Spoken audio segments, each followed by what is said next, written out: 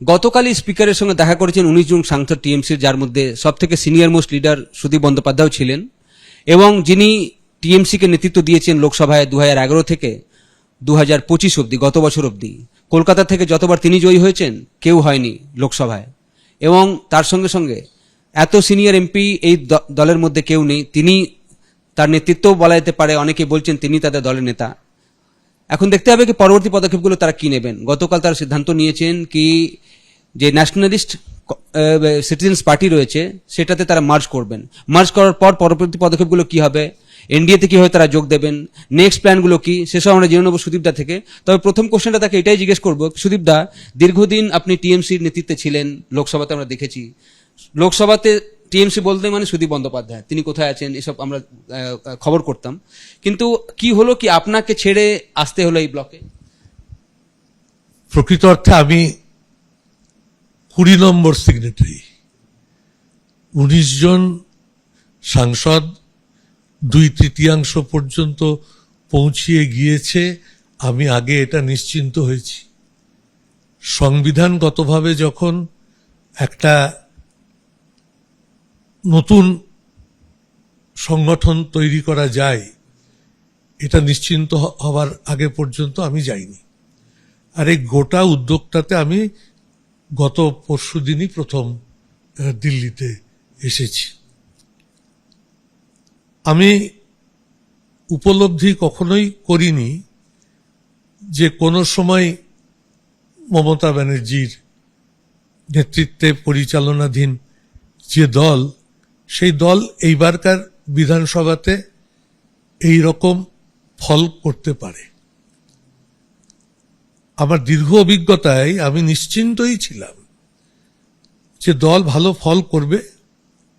মাঝে মধ্যে মনের মধ্যে এই ধারণা আসতো যে পরিমাণ দুর্নীতির খবর সংবাদ মাধ্যমে প্রকাশিত হচ্ছে, যেভাবে মানুষের মধ্যে এই বিষয়ে আলোচনা পাড়াই, প্রত্যেক এলাকায় ঘুরতে গেলে একটাই কথা, দাদা দলের ভেতরটাকে ঠিক করবার চেষ্টা করুন। সেখানে দল কোথাও চূড়ান্তভাবে ব্যর্থ হয়েছে। এর সাথে সাথে আইপ্যাকের ভূমিকা,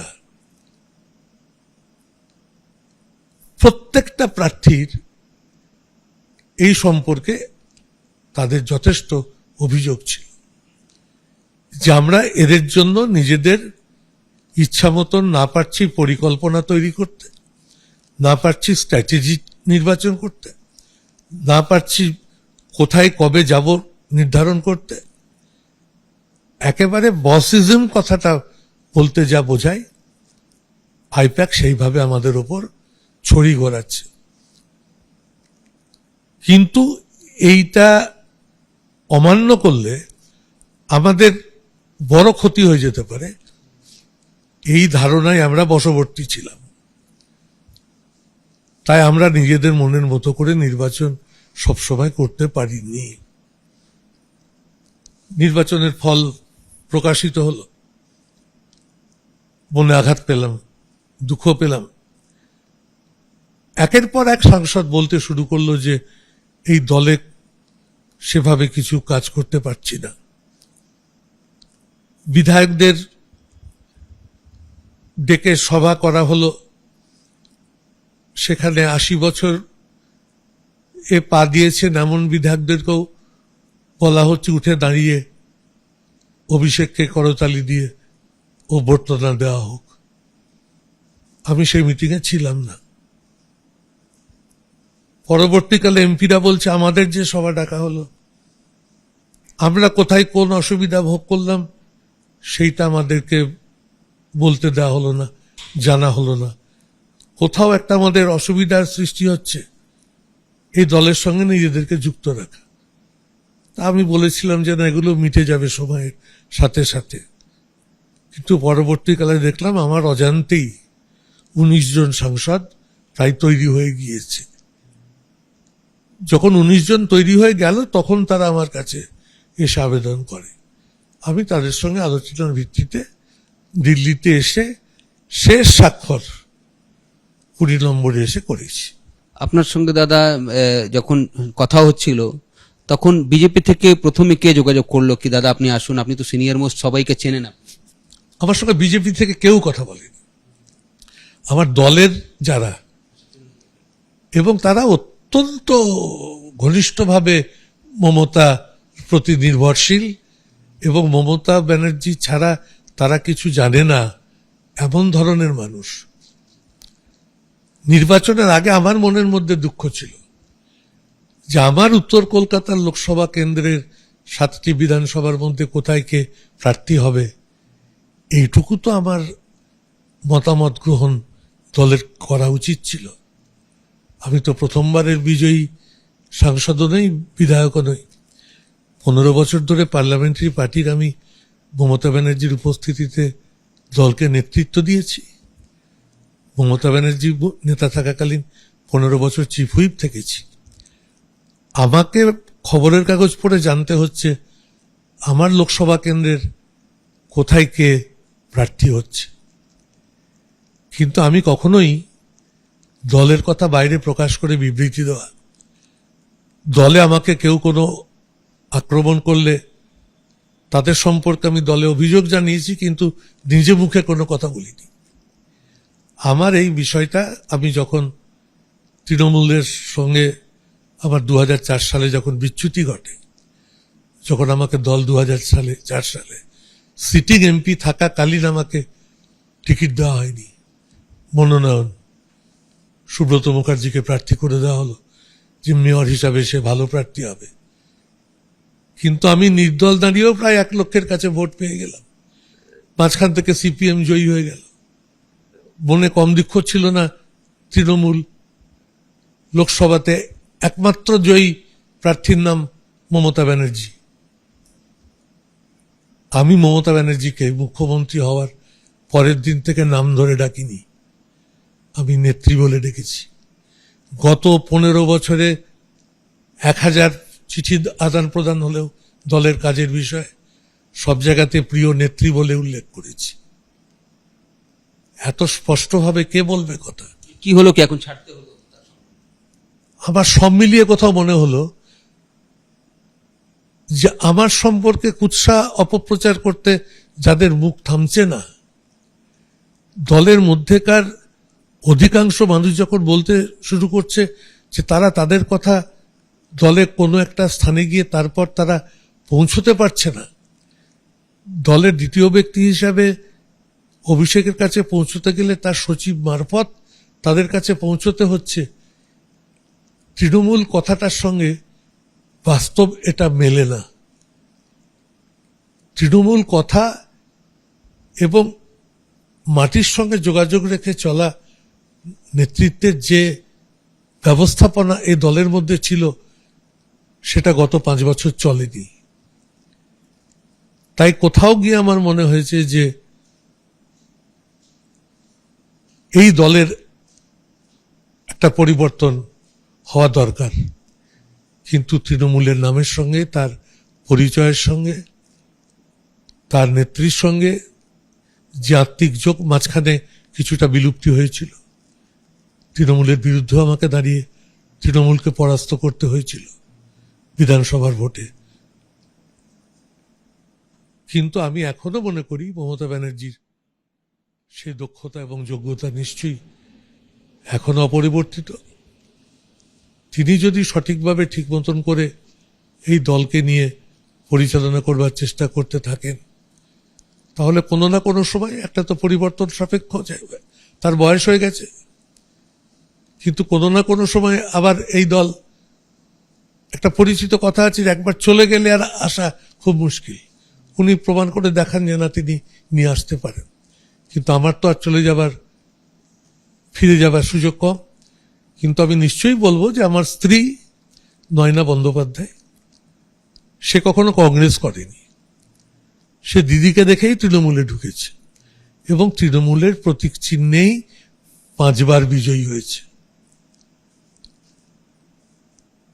সে সেখানেই থাকবে, আমি আপত্তি করিনি,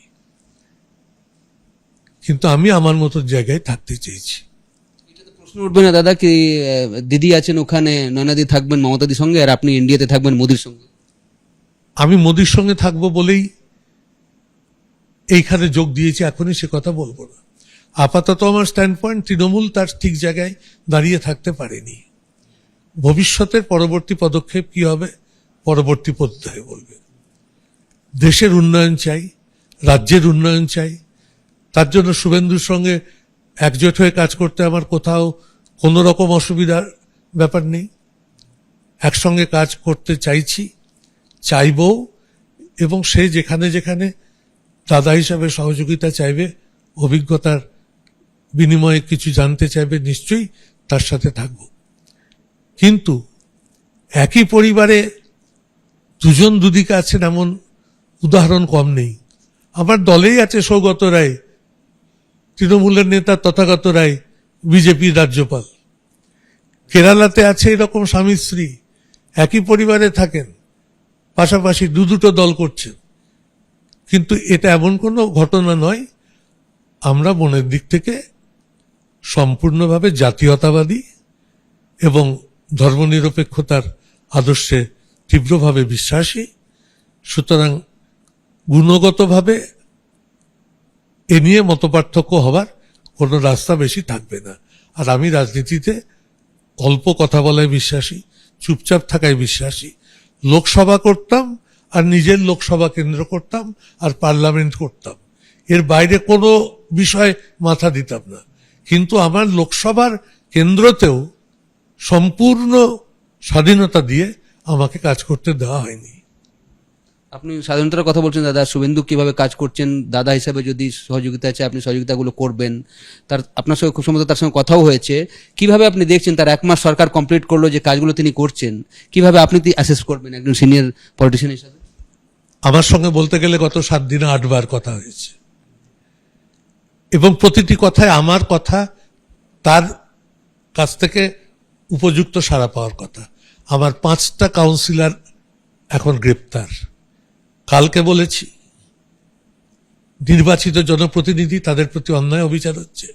রাত্রি 8টার মধ্যে আমাকে কলকাতা পুলিশ কমিশনার ফোন করে সে নামগুলো জানতে চেয়েছেন। আমি অভিভূত হয়েছি। কলকাতা পুরসভায় সে আজকে গিয়ে বৈঠক করছে। আমি কলকাতায় উপস্থিত থাকলে, আমার এলাকাতেই কলকাতা পুরসভা, আমার স্ত্রীর বিধানসভা এলাকাতেই কলকাতা পুরসভা, আমি হয়তো সেখানে চলেও যেতাম।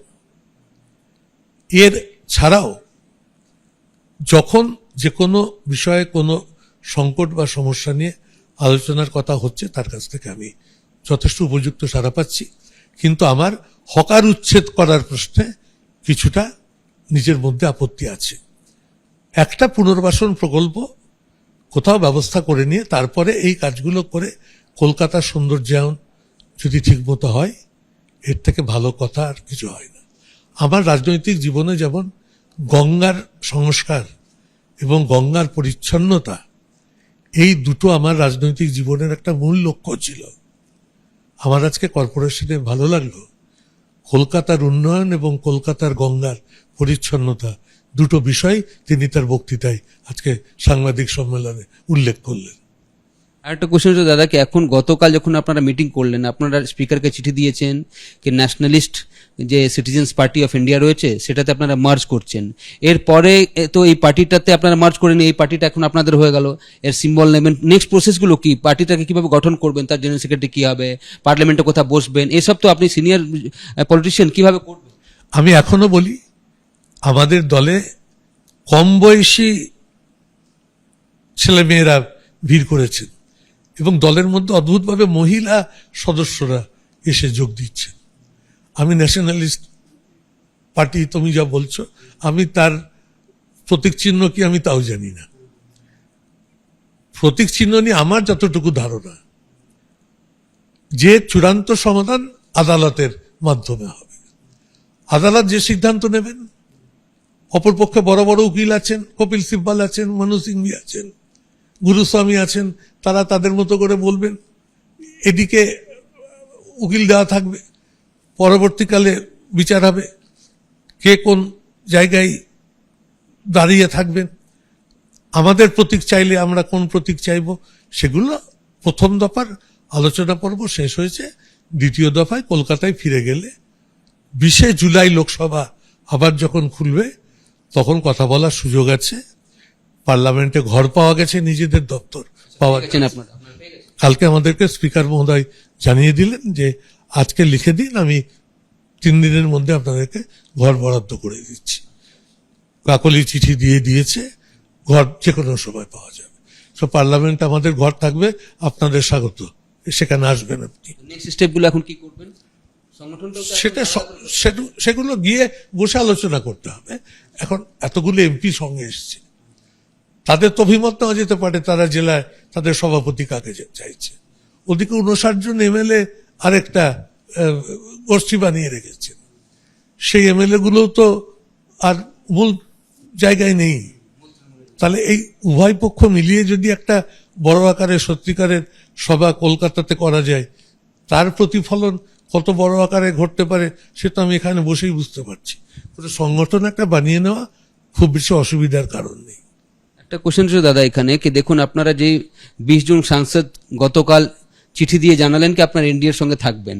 এখন প্রশ্ন হচ্ছে কি এনডিএর সব থেকে বড় শরিক আপনারা হয়ে যাবেন, জেডিইউ এবং টিডিপি তার নিচে চলে যাবে, অর্থাৎ বিজেপির পর সব থেকে বড় পার্টি এনডিএতে এই আপনাদের ব্লক বা আপনাদের যে ন্যাশনালিস্ট কংগ্রেস সিটিজেন্স পার্টি যদি হয়, সেক্ষেত্রে এরা মনে করা হচ্ছে কি আপনারা হয়তো সরকারেও যোগ দেবেন, মন্ত্রীও হবেন, এই চিন্তা ভাবনাও কি রয়েছে? এ বিষয়ে বিন্দুমাত্র আলোচনা হয়নি, 1% দলের মধ্যে অনেকে আমাকে হাত জোর করে অনুরোধ করেছেন এই দলটার নেতৃত্ব আপনি যেমন ভাবে তৃণমূল কংগ্রেসকে দিয়েছিলেন এসে আপনি দিন, কিন্তু আমি বলেছি কাকলি প্রথম থেকে উদ্যোগ নিয়ে এটা করছিল, নেতৃত্বটা ওর কাছেই দিয়ে রাখো। এই অবস্থায় গোটা ব্যাপারটা দাঁড়িয়ে আছে। এগুলো আমাদের মধ্যে অতি সহজে মিটে যাবে, কিন্তু আমার বয়স হচ্ছে, আমার শরীর হয়তো আগের মতন সেই শক্তি নেই। আমার যিনি দলনেত্রী বলে যাকে আমি কখনো মমতা বলে নাম করিনি, তিনি আমার শরীর সম্পর্কেও সম্পূর্ণ ওয়াকিবহাল। আমার চিকিৎসা, আমার কোথায় কি হচ্ছে তিনি খবর রাখেন, এটা অন্য সাংসদদের খবর রাখার কথা নয়।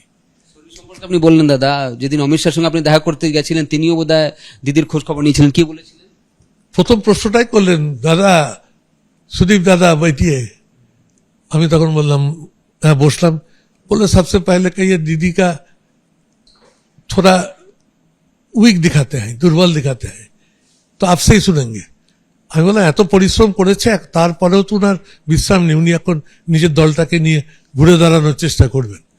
তখন উনি প্রথমেই বিষয়টা তুললেন যে একটা ভুল উনার বড় হয়েছে, আমাকে বেড়া তার দিতে দেননি। বারবার করে বলেছি, দেখা করেছি, গিয়ে বসেছি, হোম সেক্রেটারিকে নিয়ে গিয়েছি, কিন্তু আমি ওই আলোচনার মধ্যে বেশি ঢুকলাম না, অন্য প্রসঙ্গে চলে গেল। তার নিজের পুত্র সম্পর্কেও তিনি কথা বললেন, যিনি আইসিসির এখন দায়িত্বে হারে আছেন, 37 বছর বয়স্ক ছেলে, তিনি তাকেও গাইড করেন প্রয়োজনে জানতে পারলে। এসব কথা তার সঙ্গে হলো এবং তিনি যথার্থভাবে বললেন যে আপনার কাছেও তো শিখবার জানবার আছে, এত অভিজ্ঞতা আপনার আছে লোকসভার মধ্যে। দাদা বলছি কি যে দলে আপনারা মার্জ করলেন সেই দলের প্রেসিডেন্ট বা জেনারেল সেক্রেটারি বা ভাইস প্রেসিডেন্ট কাউকে আপনারা চেনেন? না, আমি তো চিনি না, অন্তত নামও শুনলাম প্রথম, দপ্তর দেখলাম এবিপি আনন্দে, তা আমার কাছে এখনো সে সম্পর্কে কোনো ধারণা বিশ্বাস হয়নি এবং আমার সঙ্গে কখনো দেখা হবে বলে আমার মনেও হয় না। কিন্তু এর আগে দাদা আপনি নিজে ইন্ডিপেন্ডেন্ট দাঁড়িয়েছেন, কংগ্রেসে ছিলেন, টিএমসি কে ক্যান্ডিডেটকে হারিয়েছেন, আবার টিএমসি থেকে এখন বেরিয়ে এসেছেন, আবার একটা দল তৈরি করার একটা প্ল্যান রয়েছে, সেটা কিভাবে করবেন? একটা কিছু প্ল্যান করে রাখেন? আমার দল যদিও বা তৈরি করার উদ্যোগে আমার কিছুটা ভূমিকা থাকতে পারে, আমি 2029 লোকসভার নির্বাচনে দাঁড়াবো না, এটা প্রথম তোমার কাছে জানিয়ে দিলাম। কেন সুদীপ দা, আপনার তো এখনো ফিট আছে, কোনো একটা সময় পরবর্তী প্রজন্মকে স্থান করে দেওয়ার প্রয়োজন, সেটা আমি করে দিতে চাই। তো জানালেন সুদীপ বন্দ্যোপাধ্যায় নেক্সট প্ল্যানগুলো কি রয়েছে এবং কেন তিনি মমতা বন্দ্যোপাধ্যায় টিএমসি ছেড়ে এই ব্লকে এলেন, এই দল তৈরি করাতে তিনি ইচ্ছুক রয়েছেন, সেই প্ল্যানিংগুলো তিনি করছেন। লোকসভায় ইতিমধ্যে তারা ঘর পেয়ে যাচ্ছেন। শুভেন্দু অধিকারীর সঙ্গে তার 7-8 বার কথা হয়েছে গত 7 দিনের মধ্যে, যে কথাগুলো শুভেন্দু তাকে দিয়েছেন সেই কাজগুলো তিনি করছেনও। আজকে শুভেন্দু অধিকারী মুখ্যমন্ত্রী গেছিলেন কর্পোরেশনে, সেখানে যে স্টেপসগুলো নিয়েছেন সেটাকে স্বাগত জানাচ্ছেন সুদীপ বন্দ্যোপাধ্যায়। তার সঙ্গে সঙ্গে এটাও জানিয়ে দিলেন কি 2029 আর লোকসভায় তিনি দাঁড়াবেন না। विजेंद्र सिंह एबीपी आनंद, नया दिल्ली।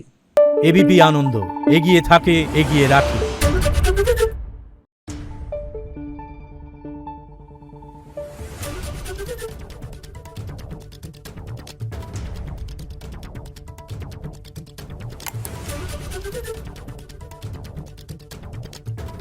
Thank you.